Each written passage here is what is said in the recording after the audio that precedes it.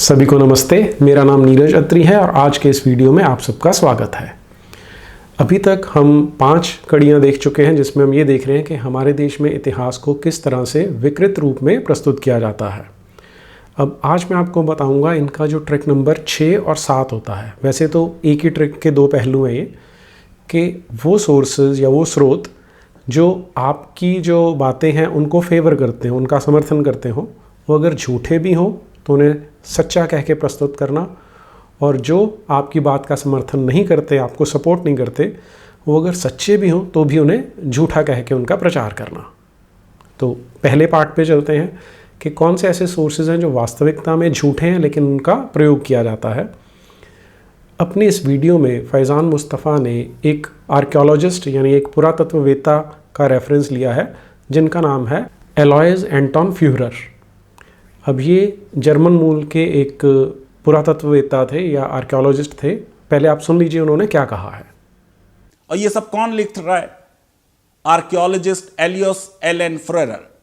और उसने लास्ट में जुमले में लिखा, Brahmanism won its final victories over Buddhism. तो इनका कहना ये है कि जो बुद्धिज्म था उनको ब्राह्मणिज्म ने या हिंदू मत ने या सनातन धर्म ने समाप्त किया। अब यही वाली बात, लगभग यही वाली बात आज से 35 वर्ष पहले भी कहीं लिखी गई थी। मैं आज आपके सामने वो पेश करता हूँ। आपने गौतम नवलखा नाम सुना होगा। वो एक माओवादी है जिसे आजकल जेल में रखा गया है क्योंकि उसने वो भीमा कोरेगांव में कुछ उत्पात मचाया था, और साथ ही आपने देखा होगा कि वो किस तरह से हमारे देश के युवाओं को देश के विरुद्ध भड़काने की कोशिश करता रहा है। ऐसे आपको यूट्यूब पर बहुत से वीडियोस मिल जाएंगे। उनकी एक मैगज़ीन आती थी पहले, जो मासिक पत्रिका चलती थी, उसमें से मैं रेफरेंस देता हूँ। गौतम नवलखा ने उसमें क्या लिखा था, यदि गोडसे के वंशज ये सोचते हैं कि मध्य युग की हर मस्जिद किसी मंदिर को तोड़कर बनाई गई है, तो फिर हम मध्य युग पर क्यों रुकें? क्योंकि हिंदू राजाओं ने भी तो बहुत से बौद्ध और जैन मंदिर तोड़े थे। जो मथुरा का कृष्ण मंदिर है वो भी तो एक बौद्ध विहार पर बना है। ये रेफरेंस है भारतीय साहित्य का दुरुपयोग नाम का एक आर्टिकल छपा था गौतम नवलखा का सन 1987 में। एक मैगजीन थी जिसका नाम था हंस या हंसा। हम राजी हैं क्या बुद्धिस्ट को वो वापस करने के लिए? तो आप देखिए कि ये जो जिहाद लॉबी है और जो माओवादी हैं वो एक ही तरह का नैरेटिव बनाने की कोशिश कर रहे हैं कि जो हिंदू राजा थे उनका बौद्धों और जैनियों से कुछ ऐसा वैर विरोध था, ऐसा वैमनस्य था, ऐसी एनिमिटी थी कि ये एक दूसरे के मंदिर तोड़ा करते थे। अभी ठीक वैसा ही है जैसा शिया सुन्नी की लड़ाई हो या कैथोलिक और प्रोटेस्टेंट की लड़ाई हो। लेकिन एक अंतर है कि यहाँ पर इन्होंने इसको झूठ के दम पर खड़ा किया है। वो आज हम देखेंगे कि किस तरह से झूठ फैलाया जाता है कि हिंदू, जैन और बौद्ध आपस में लड़ते थे।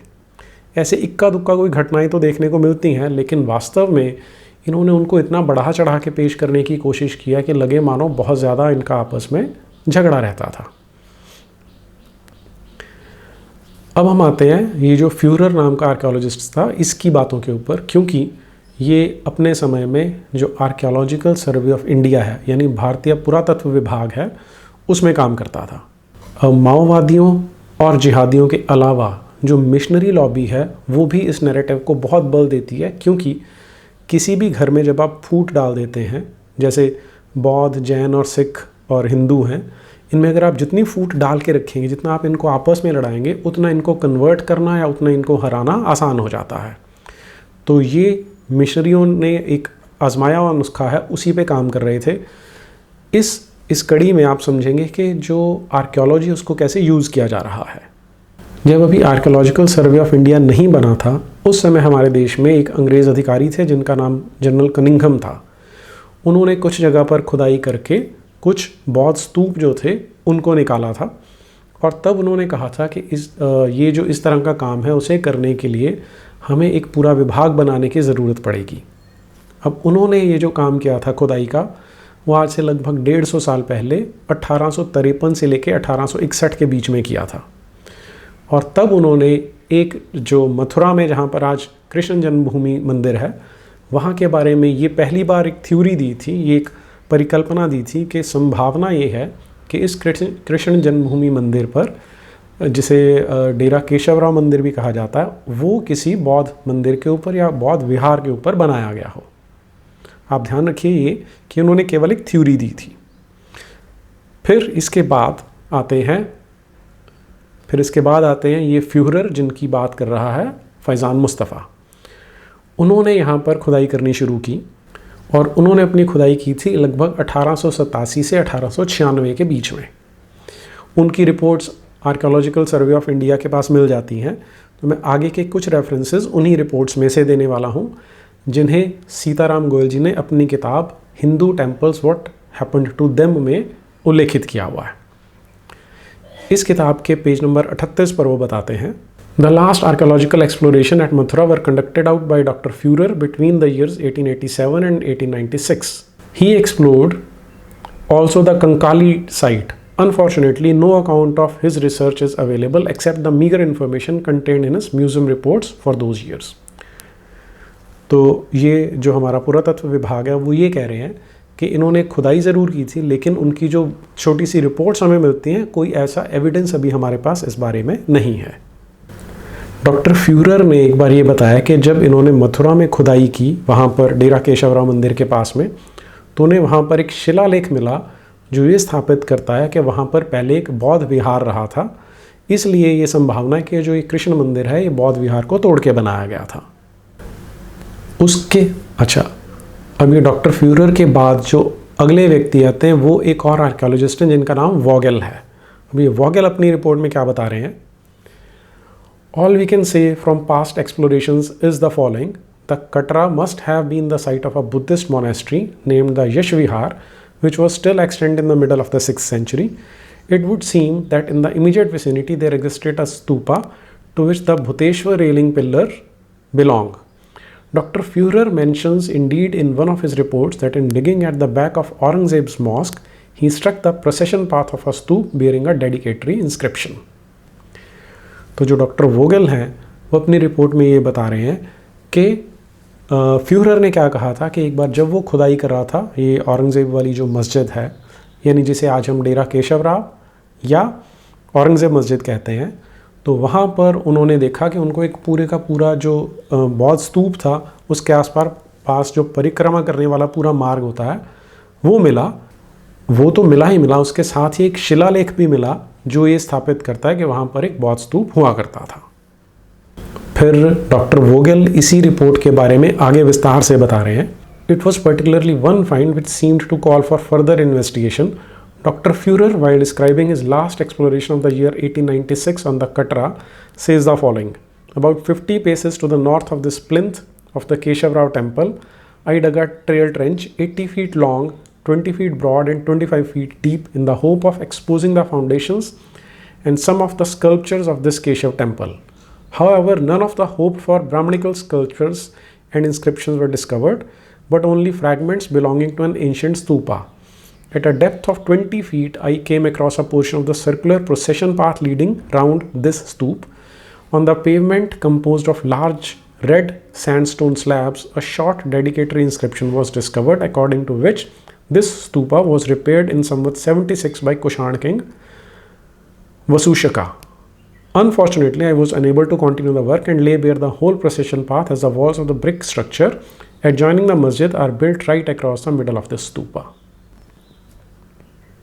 तो डॉक्टर वोगेल का ये कहना है कि जो फ्यूरर की रिपोर्ट थी वो ये बता रही थी कि उन्होंने बहुत लंबी चौड़ी खुदाई की और उन्होंने ना केवल स्तूप पाया बल्कि उसके पास पूरा जो परिक्रमा मार्ग होता है बहुत बड़ा, वो भी उन्हें देखने को मिला, लेकिन वो उसे पूरा इसलिए नहीं निकाल पाए क्योंकि मस्जिद इसके बीच में बनी हुई थी. लेकिन एक बार फिर से वो लेख करते हैं कि यहाँ पर एक शिलालेख, एक इंस्क्रिप्शन उनको मिला था.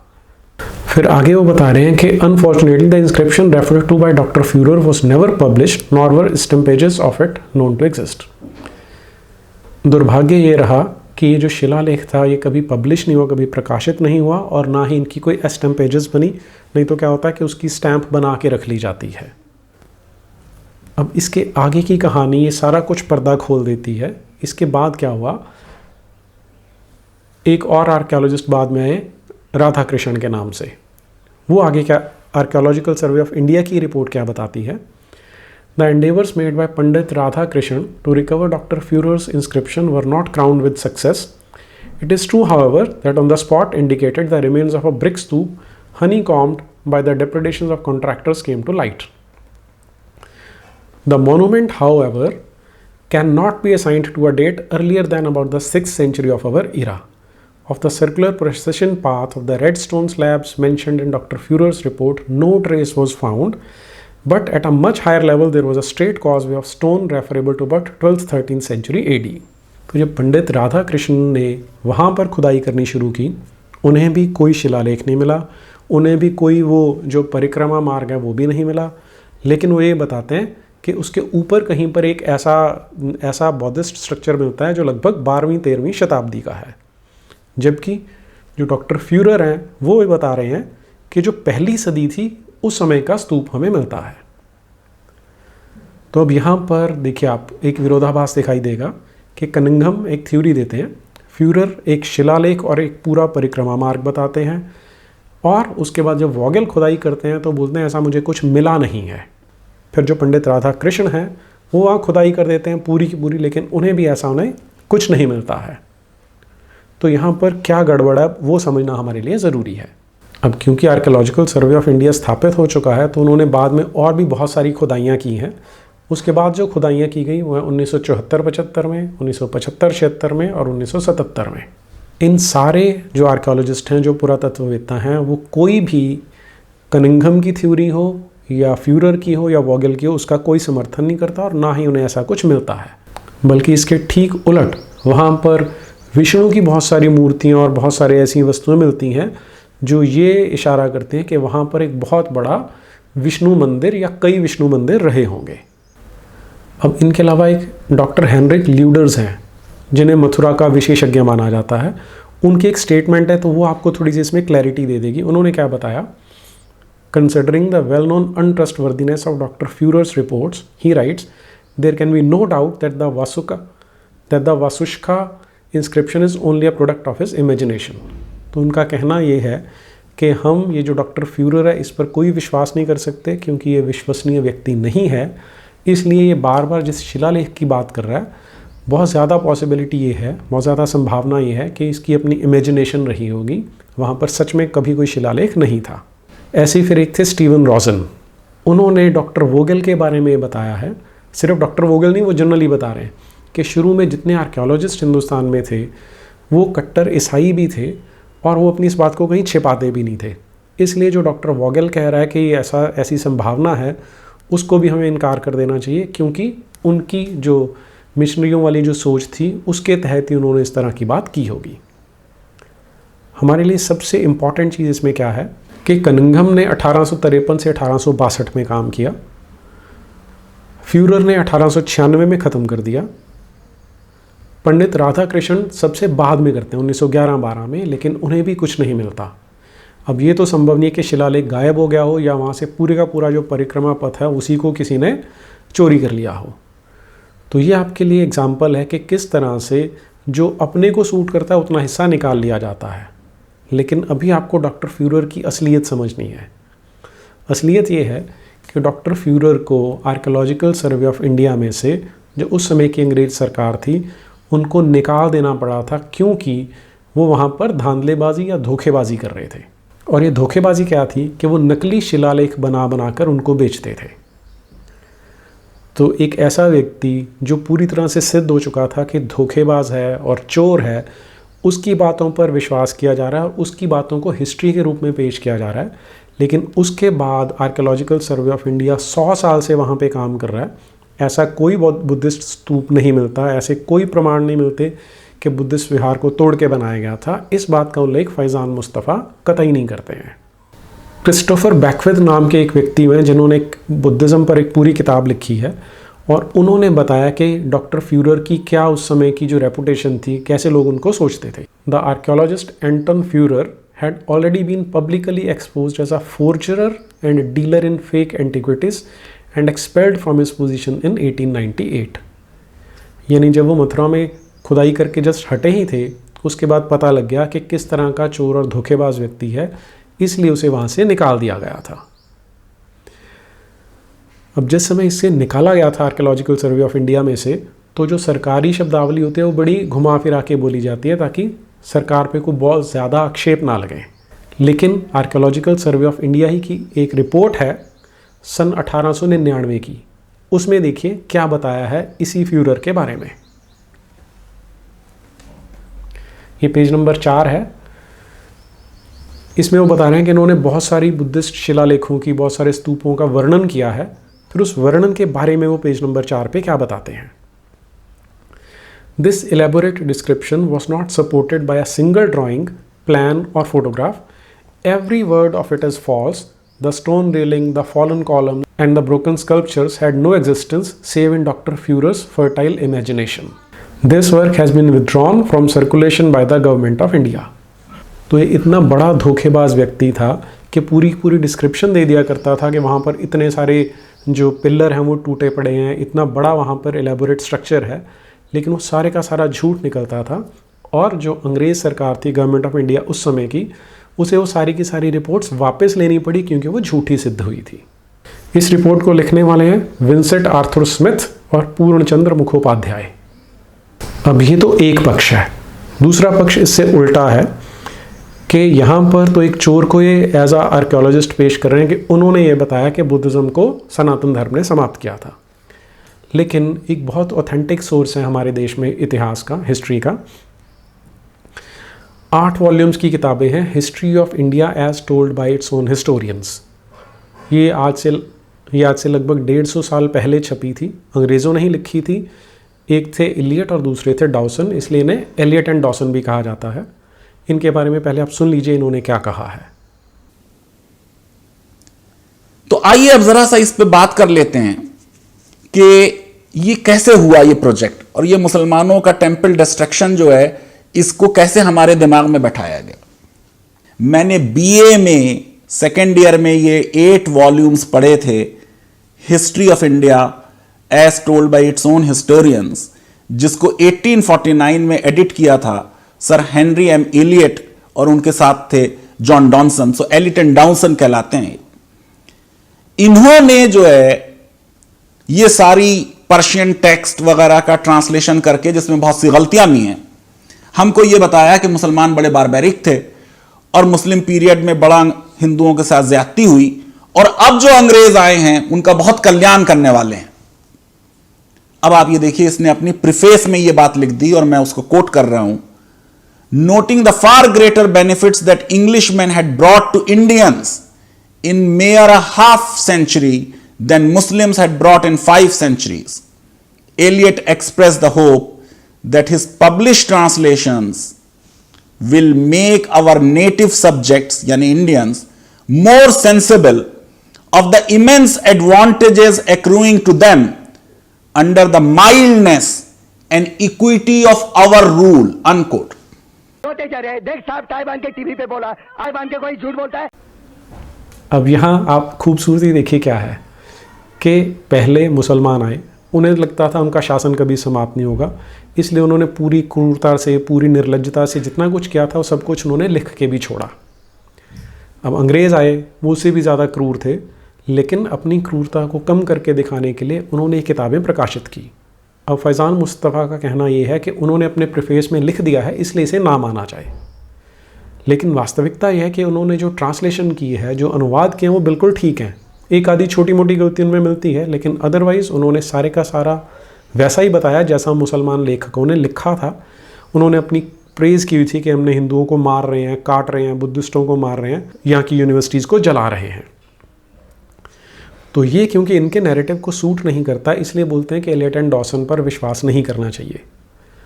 अब स्कॉलर वो होता है या विशेषज्ञ वो होता है जो बताता है कि इसमें ये कमियां हैं, लेकिन ऐसी कोई कमी एलियट एंड डॉसन में नहीं, कोई मेजर कमी नहीं है। इसलिए ये इनके लिए आज सबसे बड़ा खतरा बनी हुई है, क्योंकि हमारे देश में ये जो पर्शियन, अरबिक और चगतई टेक्स्ट थे, इनको हिंदी में किसी ने ट्रांसलेट नहीं किया। इंग्लिश में यही अवेलेबल हैं जिन्हें यूज़ किया जा सकता है। मैं उनके लिंक यहाँ डिस्क्रिप्शन बॉक्स में दे रहा हूँ, आप ज़रूर इनको डाउनलोड कीजिए और पढ़िए।